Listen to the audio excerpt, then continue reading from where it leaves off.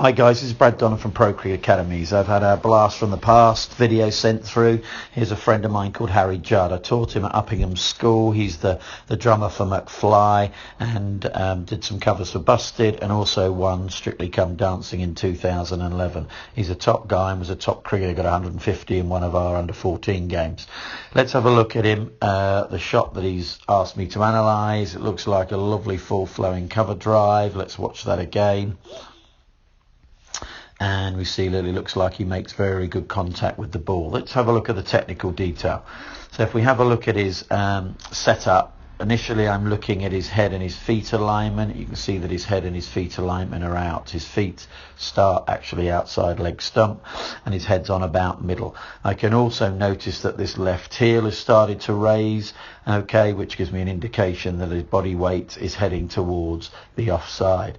That's the lower half. Let's have a look at the top half. The top half looks pretty good. His back path is on a good line there at off stump, middle and off, and his head is in a good position and his hands there with his hands and head in line. So the top half's really good. Let's have a look at the slow motion of the shot. We stop it there and just take it out. And you can see what's happening as the ball comes down. He's got a little forward press to start with his front foot, and then we've got the back lift and the hands way outside your body. Ideally you need those to be tucked underneath your eye line with your hands much tighter to the body.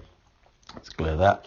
And then if we move that through to the contact point, let's have a look at the contact point, and you can see the contact with his hands way outside his body. So the contact is made fairly early, and you can see the bat face slightly closed.